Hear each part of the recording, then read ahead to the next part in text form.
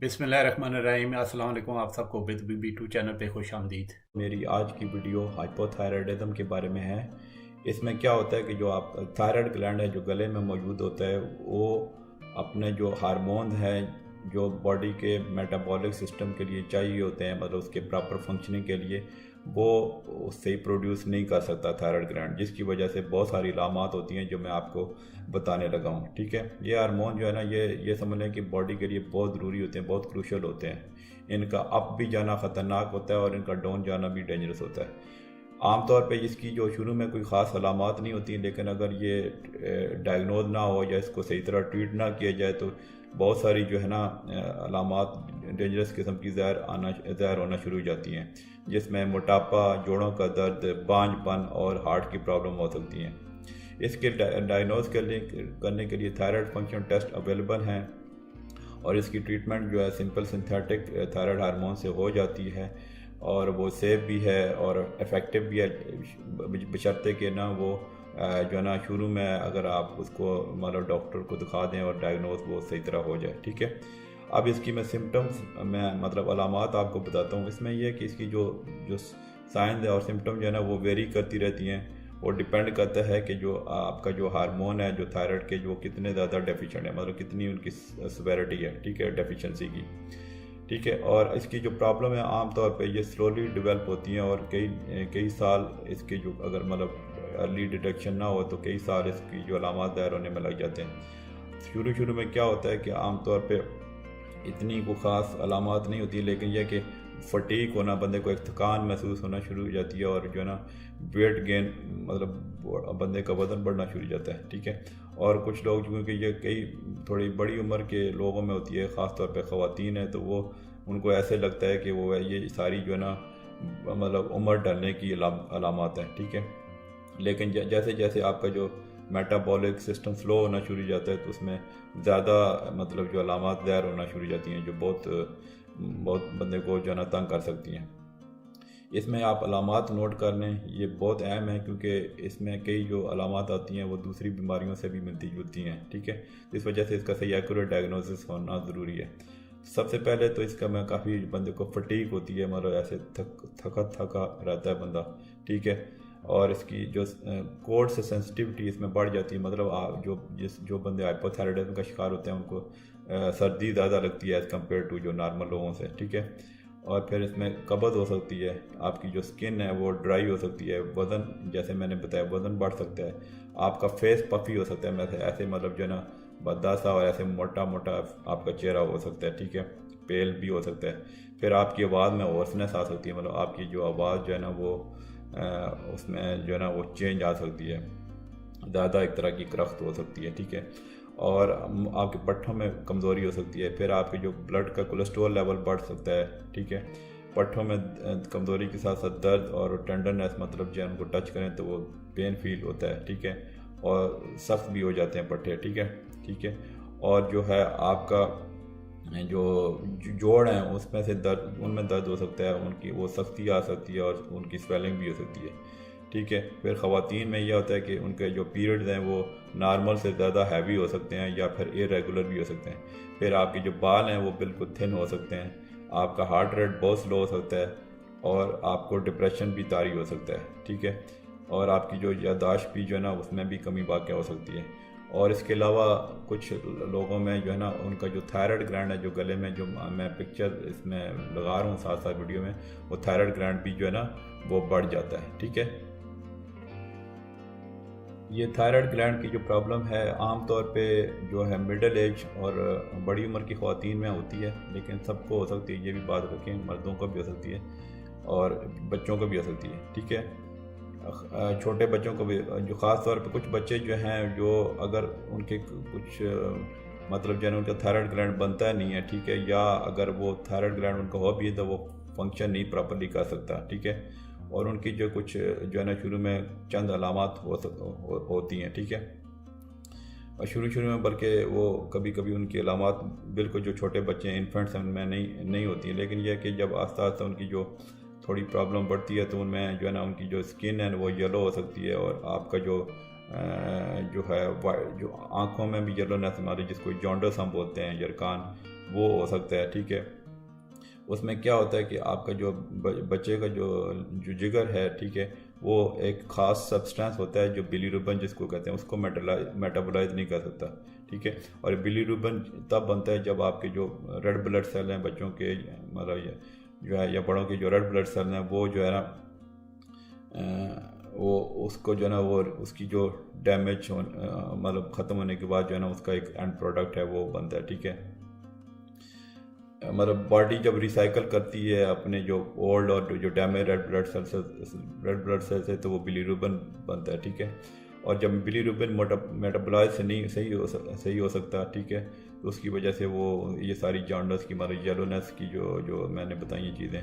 वो आना शुरू हो जाती हैं। फिर छोटे बच्चों में उनकी जो टंग है, मतलब जो उनकी ज़ुबान है, वो बढ़ सकती है ज़्यादा और बाहर वो निकल आ सकती है जी, ठीक है। जैसे उनको हम क्रेटिन बेबीज़ बोलते हैं, ठीक है। उनके जो सांस लेने में मुश्किल पेश आ सकती है। फिर जब वो बच्चे जब रोते हैं तो उनकी क्राई जो है ना, एक ख़ास होर्स किस्म की क्राई होती है, मतलब उनकी वो ज़्यादा एक तरह की साउंड जो है ना भारी होती है, ठीक है। फिर उनमें जो बच्चों के जो नाफ है उसमें हर्निया डेवलप हो सकता है, जिसको हम लाइकल हर्निया कहते हैं। फिर ये है कि जो बच्चों में जब ये डिजीज़ आगे चलती है तो उसमें वो उनको फीडिंग करने में मुश्किलात पेश आ सकती हैं, ठीक है, और उनकी ग्रोथ में डिफ़िकल्टी होती है, ठीक है। और उसके साथ साथ उनको कॉन्स्टिपेशन हो सकती है, मतलब कब्ज़ होती है। उनकी जो मसल टोन है वो बिल्कुल पुअर हो सकती है, मतलब जिनके मसल उस तरह स्ट्रॉन्ग नहीं होते, और उनकी बहुत ज़्यादा उनको बच्चों को ऐसे ना हर वक्त नींद आई रहती है, ठीक है। फिर यह है कि अगर बच्चों को ये सही तरह ट्रीट ना किया जाए, ऐसे बच्चों को जो हाइपोथायराइड बेबीज़ होते हैं, इन्फेंट्स होते हैं, उनमें बहुत ज़्यादा जो ना उनकी फ़िज़िकल ग्रोथ और मेंटल ग्रोथ नहीं हो सकती। मतलब वो एक तरह के जो ना उनको ये समझ लें कि जो है ज़हनी तौर पे और जो है ना जिस्मानी तौर पे ना वो अधूरे रह जाते हैं, ठीक है। अब जैसा मैंने बताया कि ये हाइपोथायराइडिज्म हर एक हो सकता है। अभी मैंने पहले बड़ों की इलामात बताई, फिर अभी छोटे बच्चों इन्फेंट्स की इलामात बताई। उसमें ये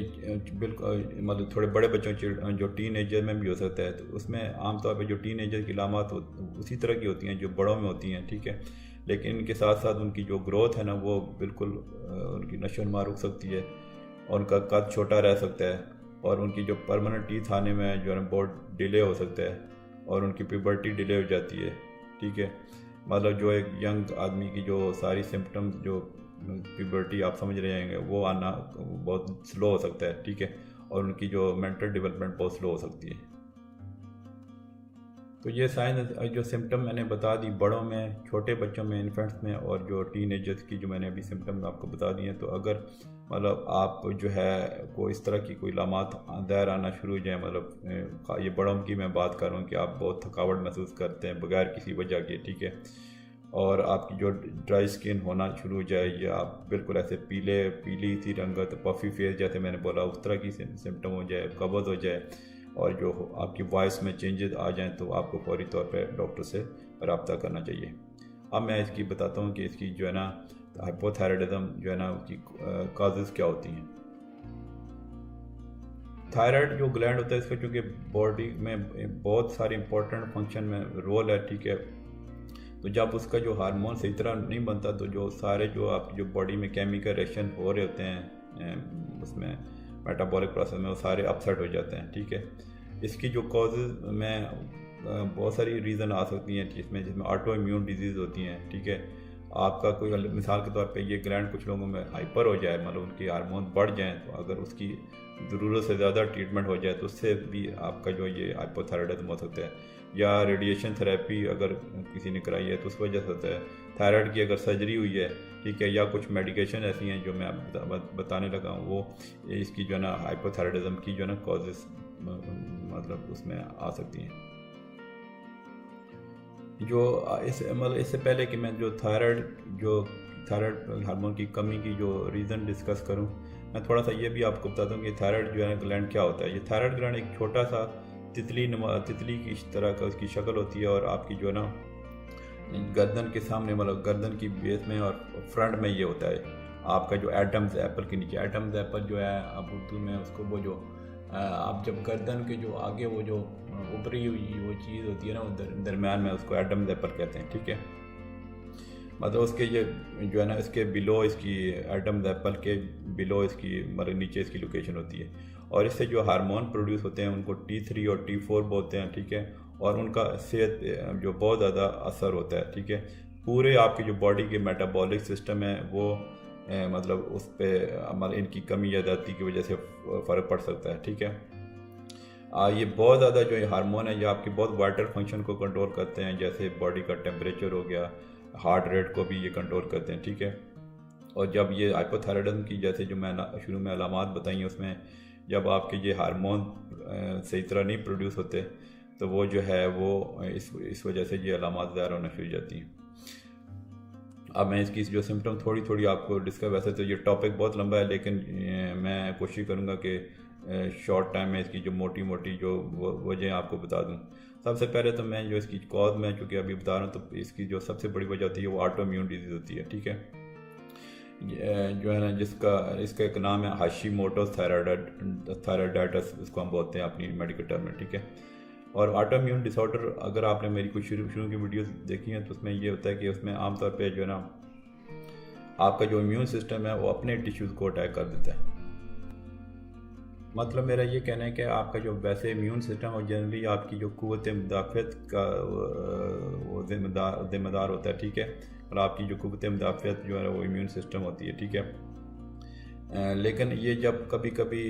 गलती से ना जो आपका जो इम्यून जो ऑटो इम्यून डिसऑर्डर में क्या होता है कि जो आपका जो इम्यून सिस्टम है ना एंटीबॉडीज़ बनती हैं जो अपने जो टिश्यू के ख़िलाफ़ जो अपने जिस्मानी सेल्स के ख़िलाफ़ वो काम शुरू कर देती हैं गलती से, ठीक है। और अगर ये थायराइड को जैसे मैंने बोला हाशिमोटोस थायराइडाइटिस होता है तो उसमें ये अपने अगर थायराइड ग्लैंड को अटैक करेंगे तो उससे थायराइड के हार्मोन में कमी वाक़ हो सकती है। अब साइंस में जो काफ़ी रिसर्च हो रही है इस पर और इसमें यह कि कोई भी अब बहुत सारी रीज़न नहीं समझ आए कि ये ऑटो इम्यून डिसऑर्डर्स क्यों होते हैं, लेकिन यह कि कुछ फैक्टर्स आए हैं कि कम्बिनेशन ऑफ फैक्टर होते हैं जिसमें आपकी जेनेटिक्स और एनवायरमेंटल फैक्टर्स हो सकते हैं, ठीक है। उसमें यह होता है कि जो एंटीबॉडी जो बनती हैं वो आपकी जो थायराइड के अपने ही हार्मोन वो जो उसमें वो जो है ना वो अटैक करती हैं और थायराइड को, तो उससे वो जो है ना थायराइड हार्मोन एनफ नहीं बनते जिसकी वजह से ये सारी हाइपोथायराइडिज्म की अलामतें होती हैं। फिर दूसरी जो बड़ी रीज़न है कि आपका अगर किसी बंदे के थायराइड हाइपरथायराइडिज्म बढ़ गया मतलब उसके हार्मोन ज़रूरत से ज़्यादा बनना शुरू हो जाएंगे तो उसकी अगर ट्रीटमेंट भी एक तरह की जो मतलब ज़रूरत से ज़्यादा ट्रीटमेंट हो तो उसको जो है ना वो उनकी उसमें कमी हो जाती है तो वो हाइपोथायराइडिज्म का शिकार होते हैं। जैसे मिसाल के तौर पे अगर उनका जो हाइपर हुआ है उन पर रेडियो एक्टिव आयोडीन और से या एंटी थायराइड की जो दवाइयाँ से ज़्यादा ट्रीट कर लिया जाए तो वो थायराइड मतलब उसकी हार्मोन की बहुत ज़्यादा कमी भी हो सकती है, ठीक है। बेसिकली जो हाइपोथायराइडिज्म की ट्रीटमेंट है उसमें यही गोल होता है कि आपकी जो थायराइड फंक्शन उसको एक लिमिट में लेके आ जाए, लेकिन कभी कभी अगर ज़रूरत से ज़्यादा ट्रीटमेंट हो जाए गलती से जैसे भी तो वो जो है ना आपका जो इसको बिल्कुल वो हाइपोथायराइडिज्म जो है ना मतलब इसकी बहुत ज़्यादा कमी भी कर सकती हैं, ठीक है। मतलब इसमें परमानेंट हाइपोथायराइडिज्म भी हो सकता है तो ये जो इसमें जो मतलब ये ख्याल रखना ज़रूरी है, ठीक है। फिर ये कि अगर आपकी थायराइड की सर्जरी हो जाए अगर उसका लार्ज पोर्शन या बिल्कुल ज़्यादा सारे निकाल लिया जाए, ठीक है, तो वो उसकी ज़ाहिर हार्मोन प्रोडक्शन जो है ना उसमें बिल्कुल कमी हो जाएगी, होगी नहीं ज़ाहिर वो थायराइड जो आपने निकाल लिया, ठीक है। तो उसमें यह कि आपको थायराइड हार्मोन जो है ना लाइफ के लिए देने पड़ते हैं, ठीक है। यानी कि अगर एक बंदे की सर्जरी है थायराइड उसमें थायराइड उसका निकाल दिया गया और उसको आगे से थायराइड हार्मोन उसकी रिप्लेसमेंट थेरेपी नहीं दी गई तो ज़ाहिर है वो हाइपोथायराइडिज्म में जा सकता है, ठीक है। फिर अगर कुछ रेडिएशन थेरेपी हुई है बंदे को, जैसे कोई मिसाल के तौर पे किसी को जो है गर्दन के या सर के कैंसर हैं जिसको ट्रीट करने के लिए रेडिएशन थेरेपी दी गई है, ठीक है, तो वो आपकी थायराइड ग्लैंड की जो मतलब उसको अफेक्ट कर सकते हैं और जिस वजह से जो ना हाइपोथायराइडिज्म हो सकता है। फिर कई मेडिकेशन आती हैं जिसकी वजह से ये हो सकता है। मिसाल के तौर पे एक मेडिकेशन है लिथियम जो है ना जो कुछ दिमागी नफसियाती बीमारियों के लिए ट्रीट करने के लिए यूज़ होती है, ठीक है, तो वो जो है ना वो आपके थायराइड में प्रॉब्लम कर सकती है, ठीक है, और इस वजह से ये कमी हो सकती है। फिर यह कि कुछ इसके अलावा भी और भी रीज़न है जिसमें जो है ना कुछ कंजेंटल प्रॉब्लम्स हैं, ठीक है। जैसे मैंने बोला कि कुछ बच्चे जो है ना वो उनका जो थायराइड जब पैदा होते हैं तो उनका थायराइड ग्लैंड ही वो सही तरह नहीं काम कर रहा होता या उनका थायराइड ग्लैंड होता ही नहीं है, ठीक है, तो वो जो है ना कि वो उसका ज़ाहिर है सारी जो थायराइड ग्लैंड अगर वो ना हो या उसकी कमी हो, उसकी डेफिशिएंसी हो, ठीक है, तो वो जो है ना एक मतलब सारी ये अलामतें जो मैंने शुरू में बताई हैं वो हो सकती हैं, ठीक है। और आम तौर पे जो है ना ये जो बच्चे होते हैं ना वो जब बर्थ उनकी होती है तो उनकी वो नॉर्मल लगते हैं, ठीक है, मतलब जो कंजेंटल हाइपोथायराइडिज्म की बात करूँ, ठीक है। तो ये है ना कि इसमें इस वजह से ना यार बच्चे की जो ना वो स्क्रीनिंग अक्सर मुल्कों में ये करवाई जाती है, ख़ास तौर पे तरक्की, तो स्क्रीनिंग कर लेनी चाहिए कि बच्चे में मतलब क्योंकि बच्चे पैदाइशी तौर पे उसका वो कोई नुक्स नहीं लगता, लेकिन ये नहीं कि वो स्क्रीनिंग कर लेनी चाहिए कि मतलब उसकी थायराइड की प्रॉब्लम तो कोई नहीं है। फिर थायराइड की एक और रेयर काज है कि जो आपके जो थायराइड हार्मोन होते हैं वो उनका एक कनेक्शन होता है आपकी जो एक जो ना सर में एक छोटा सा ग्लैंड होता है जिसको पिट्यूटरी ग्लैंड कहते हैं, ठीक है। वो एक हार्मोन प्रोड्यूस करता है, TSH को बोलते हैं, जिसको TSH बोलते हैं, जिसका मतलब है थायराइड स्टिमुलेटिंग हार्मोन। वो अगर पिट्यूटरी ग्लैंड का कोई ट्यूमर वगैरह हो जाए तो वो अगर नहीं प्रोड्यूस होगा तो वो ज़्यादा थायराइड हार्मोन को स्टिमुलेट नहीं करेगा, तो इस वजह से भी हाइपोथायराइडिज्म हो सकता है। फिर इसमें एक और भी एक कंडीशन होती है, प्रेगनेंसी, जब जो ख़वातीन जो प्रेग्नेंट होती हैं, प्रेगनेंसी के दौरान या प्रेगनेंसी के बाद में कुछ ख़वातीन को जो है ना हाइपोथायराइडिज्म, जिसको हम पोस्टपार्टम हाइपोथायराइडिज्म कहते हैं, वो हो सकता है, क्योंकि उनका जो है अपने थायराइड के ग्लैंड के खिलाफ जैसे ऑटोइम्यून डिसऑर्डर में वो होता है, ऐसे एंटीबॉडी बनना शुरू हो जाती हैं, ठीक है। अगर वो ट्रीट ना किया जाए तो उसमें मिसाल के तौर पे प्रेगनेंसी के दौरान ये प्रॉब्लम हो जाए तो उसमें फिर अगर वो ट्रीट ना किया जाए तो मिस कैरेज का या प्री मेच्योर डिलीवरी का चांस पड़ जाता है। और एक और कंडीशन होती है प्री एक्लम्सिया। ये होता है कि आपका जो है ना आखिरी जो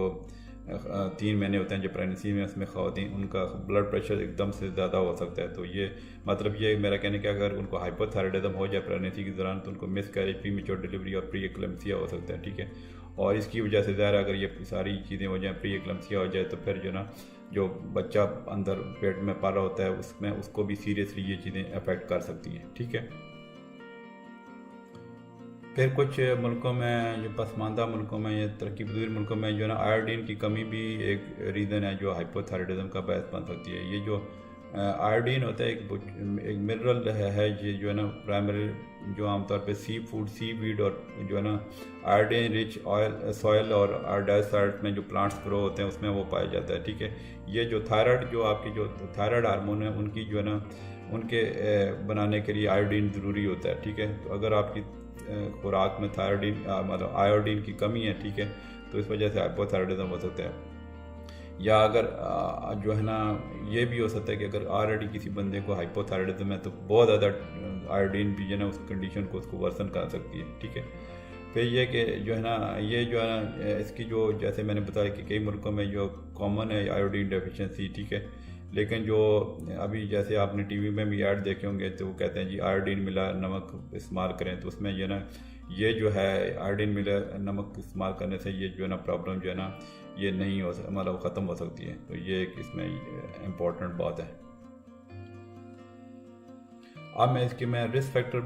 बता देता हूँ, ठीक है। वैसे तो जैसे मैंने बोला कि किसी भी मतलब किसी भी एज में किसी मेल फीमेल किसी को भी हो सकता है, लेकिन रिस्क ज़्यादा है अगर आप मतलब खातून हैं, क्योंकि उनको ज़्यादा होता है। अगर आपकी एज जो है 60+ है, ठीक है, और आपकी अगर फैमिली हिस्ट्री है थायराइड की प्रॉब्लम की या कोई और आपको ऑटोइम्यून डिजीज़ लगी हुई है जैसे टाइप 1 डायबिटीज़ होती है या एक सीलियक डिजीज़ होती है, ठीक है,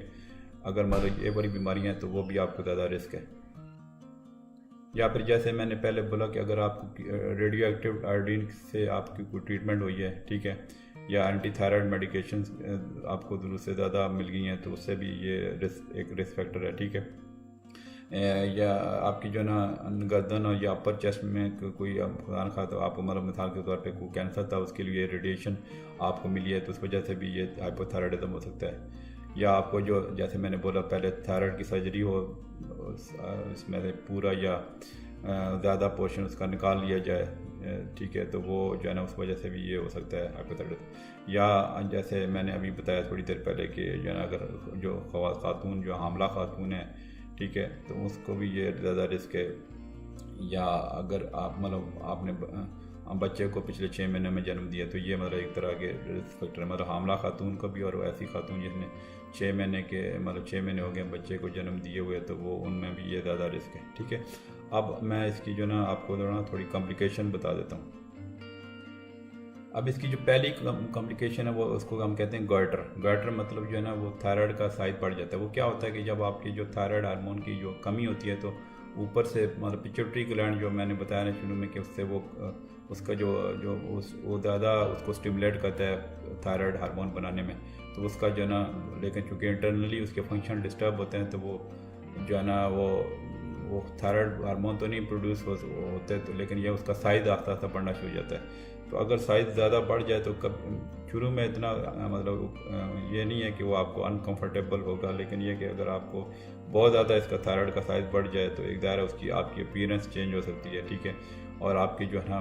खाना खाने में और आपको सांस लेने में भी इस गॉइटर की वजह से मुश्किल पेश आ सकती है। फिर हाइपोथायराइडिज्म की दूसरी बड़ी कॉम्प्लिकेशन है कि हार्ट प्रॉब्लम हो जाती है। उसमें यह है कि आपका जो हार्ट डिजीज़ और हार्ट फेलर का रिस्क बढ़ जाता है। उसकी वजह ये होती है कि जो आपका जो एलडीएल कोलेस्ट्रॉल है, जो बुरे वाला कोलेस्ट्रॉल है, उसमें जो हाइपोथायराइडिज्म के पेशेंट होते हैं उनमें वो ज़्यादा बढ़ जाता है। ठीक है, तो उसकी वजह से ये सारी जो है ना हार्ट की प्रॉब्लम हो सकती हैं। फिर यह है कि आपका मेंटल हेल्थ इश्यूज़ होते हैं जिसमें डिप्रेशन हो सकता है, और जो है शुरू में कम होता है लेकिन बाद में ज़्यादा भी हो सकता है। ठीक है, और आपका जो है ना मेंटल जो फंक्शन होता है उनको भी ये स्लो हो सकती हैं। ठीक है, जैसे मैंने बताया ना याददाश्त की कमी हो सकती है। ठीक है, फिर इसमें एक और कॉम्प्लिकेशन होती है जिसको हम बोलते हैं पेरिफेरल न्यूरोपैथी। उसमें यह कि अगर आपका जो ये थायराइड का जो है ये प्रॉब्लम लॉन्ग टर्म हो जाए, मतलब उसको ट्रीट ना किया जाए, तो इसमें आपकी जो पेरिफेरल नर्व जो है ना वो डैमेज हो जाती हैं। वो नर्व जो होती हैं, ये पेरिफेरल नर्व्स क्या होती हैं, जो आपके ब्रेन और जो स्पाइनल कार्ड से जो है ना ब्रेन और स्पाइनल कार्ड को कनेक्ट करती हैं बॉडी से, जो मतलब सारे सिग्नल पहुंचाती हैं। ठीक है, मिसाल के तौर पे आपके बाजू और टांगों में। ठीक है, और जो उसमें क्या होता है कि इससे अगर ये पेरिफेरल नर्व्स जो डैमेज होना शुरू जाए तो उसमें आपको मतलब टांगों में या हाथों में दर्द हो सकता है, नंबनेस हो सकती है, मतलब आपके वो सुन हो सकते हैं, या आप जो है टिंगलिंग हो सकती है, मतलब ऐसे लगता है कि आपको हाथ पाँव में ऐसे सुइयाँ सी चुभ रही हैं उस उनके अफेक्टेड एरिया में। ठीक है, फिर हाइपोथायराइडिज्म की एक ख़तरनाक कॉम्प्लिकेशन होती है, मतलब जिसमें बंदे की जान भी जा सकती है, उसको हम कहते हैं मिक्स एडीमा। उसमें यह होता है, वो ऐसे तो रेयरली होता है, लेकिन यह कि जब आपका जो इसको हाइपोथायराइडिज्म जो है ना लॉन्ग टर्म हो जाए, मतलब उसको डायग्नोज ना हो। ठीक है, उसमें यह कि जो उसकी जो अलामात होती हैं वो एक बहुत ज़्यादा कोल्ड इंटॉलरेंस, मतलब बिल्कुल बहुत बंदे को ठंड लगती है। ठीक है, और बंदा बेहोशी में जा सकता है, ड्रोजी हो सकता है, और जो है ना बिल्कुल ही उसका मतलब वो एक तरह का कमज़ोरी और लिथार्जी मतलब जो है ना, और बिल्कुल बेहोशी तारी हो सकती है। ठीक है, और ये जो मिक्स एडीमा है, अगर कोई मतलब आमतौर पे जो हाइपोथायराइडिज्म के पेशेंट हैं, अगर उन्होंने कोई ऐसी ड्रग लिए हैं जिससे मतलब सेडेटिव लिए हैं, ठीक है, जो मतलब अगर सेंट्रल नर्वस सिस्टम को डिप्रेस करने वाली ड्रग ली हैं, या उनको कोई इन्फेक्शन हो गया है, या उनको किसी और वजह से कोई स्ट्रेस हो गया है, तो ये जो ना ये मिक्स एडीमा की जो है ना ये कॉम्प्लिकेशन हो सकती है, जो एक बहुत बड़ी मतलब एमरजेंसी एक प्रॉब्लम है, तो जिस वजह से आपको फौरी तौर पे पेशेंट को हॉस्पिटल ले जाना चाहिए। फिर यह कि इसमें एक कॉम्प्लिकेशन बड़ी है जो कि इनफर्टिलिटी, मतलब बांझपन आता है। फॉर एग्जाम्पल एक खातून है जिसको ये हो गया, ठीक है, तो उनकी जो ओवुलेशन में ये डिस्टर्ब हो जाती है। ठीक है, और मतलब जो है ना जो उसमें अगर ऑटोइम्यून डिसऑर्डर की वजह से हाइपोथायराइडिज्म है, तो ये एक और एडिशनल फैक्टर है उनकी जो ना इनफर्टिलिटी में कॉज करने में।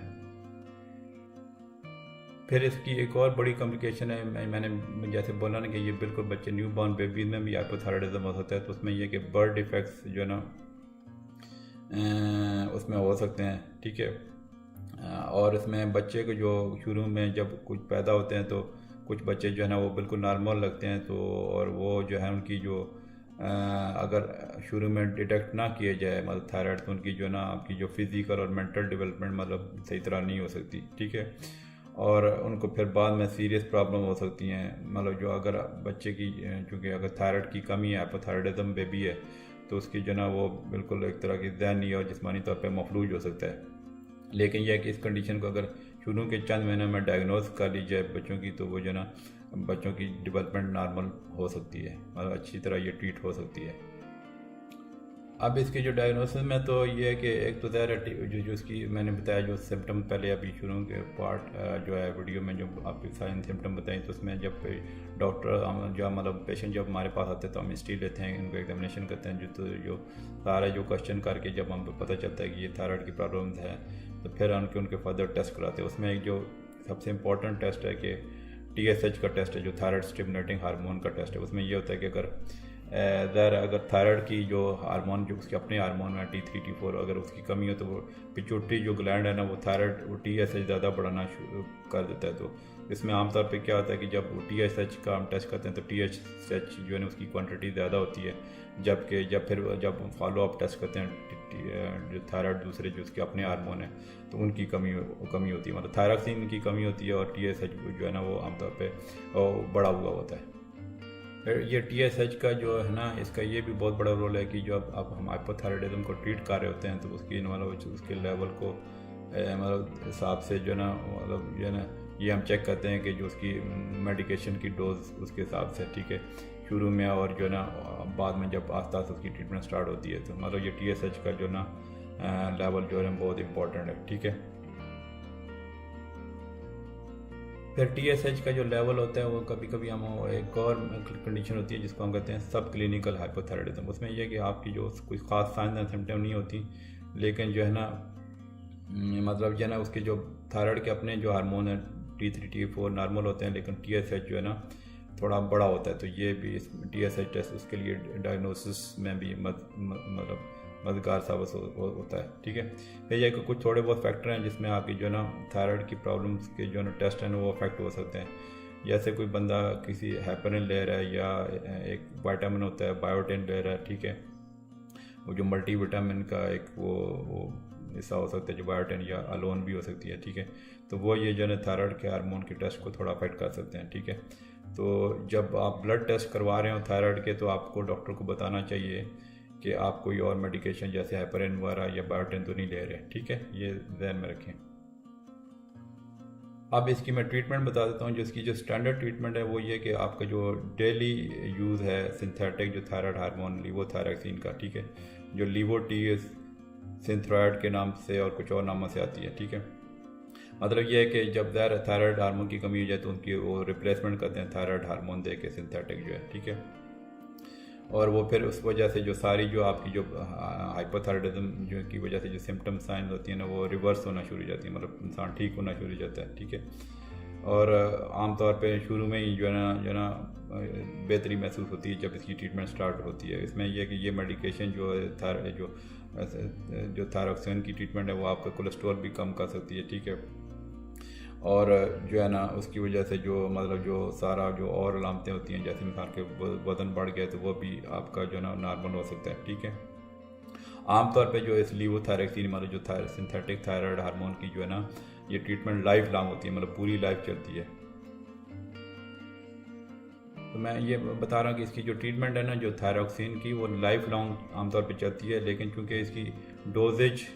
मतलब ऊपर नीचे हो सकती है, एडजस्टमेंट करनी पड़ती है, ठीक है। तो फिर यह कि आमतौर पे जो है इसका जो आपका जो TSH का जो लेवल है वो डॉक्टर हर साल आपका चेक करते हैं, ठीक है। अब इसमें यह भी थोड़ा आपको बताना ज़रूरी है कि जब हम जो हाइपोथायराइडिज्म की ट्रीटमेंट स्टार्ट करते हैं तो शुरू में जो है ना उसकी राइट मतलब सही तरह डोज पता चलाने के लिए ना शुरू में मतलब 6 से 8 हफ्ते बाद आपका ये जो है ना TSH का लेवल चेक कर सकते हैं, ठीक है। फिर उसके बाद फिर जो इसका जो ब्लड लेवल जो है ना मतलब 6 महीने बाद चेक करते हैं, ठीक है। क्योंकि जो एक्सेसिव जो अगर हार्मोन ये आपको दे दिया जाए तो उसमें कोई साइड इफेक्ट्स हो सकते हैं, जैसे भूख ज़्यादा लगना शुरू हो सकती है, आपकी नींद में कमी हो सकती है, हार्ट की पल्पिटेशन मतलब दिल की धड़कन बढ़ सकती है और आपके जिस्म जो है ना कपकपाहट जो है ना वो तारी हो सकती है। तो इस वजह से ना ये TSH का लेवल हम वो चेक करते रहते हैं कि उसकी मतलब जो है ना प्रॉपर डोज आपको मिल रही है नहीं, मतलब जो थायरॉक्सिन जो हम दे रहे हैं सिंथेटिक, ठीक है। फिर ये होता है कि अगर आपको कॉरोनरी आर्टरी डिजीज़ है मतलब हार्ट की प्रॉब्लम है और या बहुत ज़्यादा आपका जो हाइपोथायराइडिज्म बहुत ज़्यादा है, ठीक है, तो उसमें यह ना कि आमतौर पे शुरू में हम जो है ना इसकी मेडिकेशन की डोज स्मॉल होती है तो आस्ता आस्ता बढ़ाते हैं, ठीक है। फिर जब आस्ता आस्ता इसकी डोज बढ़ती है तो फिर जो है ना वो आपके जो हार्ट की प्रॉब्लम जो है हाइपोथायराइडिज्म की वजह से हुई थी तो वो नॉर्मल मतलब वापस आना शुरू हो जाती है, ठीक है। आम तौर पे इसकी जो लीवोथायरॉक्सिन जो मैंने बताया, इसकी जो सिंथेटिक थायराइड का हार्मोन है, ठीक है, उसकी कोई साइड इफ़ेक्ट नहीं होते अगर आप वो प्रॉपर डोजेस में दिया जाए, मतलब सही उसकी डोज एडजस्ट की जाए, और ये महंगी भी नहीं होती, ठीक है। लेकिन अगर आप ये दवाई चेंज करते हैं या ब्रांड चेंज करते हैं, इसका कोई और लेते हैं, तो फिर आपको डॉक्टर को बताना चाहिए। फिर यह कि आपने ये दवाई बिल्कुल आपने कुछ उसकी डोज नहीं स्किप करनी, क्योंकि अगर आपकी इसकी डोज स्किप कर गए, ठीक है, कि आपकी मतलब कुछ लोग होते हैं कि जी मेरी हालत बेहतर हो रही है तो दवाई छोड़ देते हैं, वैसा बिल्कुल आपने नहीं करना, ठीक है। उससे ये होता है कि आपकी जो हाइपोथायराइडिज्म की सारी सिम्टम है वो वापस फिर से आ सकती हैं, ठीक है। फिर इसमें जब आप इसकी ट्रीटमेंट ले रहे हैं तो कुछ ये भी ख्याल रखना ज़रूरी है कि कुछ मेडिकेशन और होती हैं, सप्लीमेंट्स वगैरह होते हैं, या कुछ इवन फूड जो है ना, जो आपकी जो ये जो थायराइड हार्मोन रिप्लेसमेंट थेरेपी जो दे रहे होते हैं, ले रहे होते हैं आप जो, तो वो जो है ना उसकी वो उसको मतलब उसमें इंटरफेरेंस कर सकती हैं, ठीक है। उसमें यह होता है कि अगर आप ज़्यादा जो सोया प्रोडक्ट्स जो ना, या हाई फाइबर डाइट लेते हैं, या कुछ और मेडिसिन ले रहे हैं, जैसे आयरन सप्लीमेंट्स है, या मल्टी विटामिन है जिसमें आयरन भी शामिल है, ठीक है, या कुछ एल्युमिनियम हाइड्रोक्साइड जो एक एंटासिड होता है, ठीक है, वो ले रहे हैं, या कैल्शियम सप्लीमेंट ले रहे हैं, तो आपको ज़रूर डॉक्टर को बताना चाहिए, ठीक है, क्योंकि ये जो है ना लीवोथायरॉक्सिन की जो है ना उसमें एब्जॉर्प्शन में ये इंटरफीयर कर सकती हैं ये चीज़ें, ठीक है। आमतौर पे जो ये जो लीवोथायरॉक्सिन है ना, वो आमतौर पे हम खाली पेट देते हैं सुबह मतलब एक ही टाइम पे रोज़, ठीक है। आमतौर और जो ये ना कि इस पर फिर हम रिकमेंड करते हैं कि आप मेडिसिन लेने के 1 घंटे बाद खाना खाएं, ठीक है। और फिर यह कि अगर आपका जो है ना इसमें अगर ये रात को सोते वक्त आपको वो लेनी है, ठीक है, तो आप जो है ना आप जो खाना खाने के 4 घंटे बाद लें, तो ये आपका ख्याल रखें। और अगर आपकी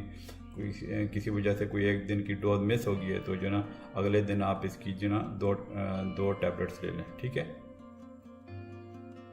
फिर इसमें यह है कि एक जो मैंने बताया कि एक सब क्लिनिकल हाइपोथायराइडिज्म भी होती है कंडीशन उसमें, लेकिन ये कि उसमें मतलब ये कि जो आपका TSH बड़ा होता है, ठीक है, मतलब सिम्टम बंदे को कोई नहीं होती, अगर वो ऐसा डिटेक्ट हो जाए तो फिर यह है कि आपको डॉक्टर से कंसल्ट करना चाहिए कि आपको ट्रीटमेंट ज़रूरी है भी नहीं, क्योंकि अगर थोड़ी सी TSH बड़ा हुआ है तो उसकी आमतौर पर ट्रीटमेंट की ज़रूरत नहीं होती है। लेकिन अगर ज़्यादा TSH बड़ा आता है तो जो है ना उसकी जो वो डॉक्टर आपको बता देगा कि आपने जो थायराइड हार्मोन की क्या डोज लेनी, ठीक है, वो आपके, ताकि आपकी जो कोलेस्ट्रॉल लेवल और आपका वो जो है ना आपकी जो हार्ट की एबिलिटी है ना, वो एनर्जी लेवल जो है ना उसको जो है ना सही वापस ला सके, ठीक है। मुझे उम्मीद है कि आपको ये जो है मेरी वीडियो पसंद आई होगी। अगर आपको हाइपोथायराइडिज्म का शिकार हैं तो आप ज़रूर कमेंट करें, क्या ट्रीटमेंट ले रहे हैं ये भी आप मुझे बताएं, ठीक है।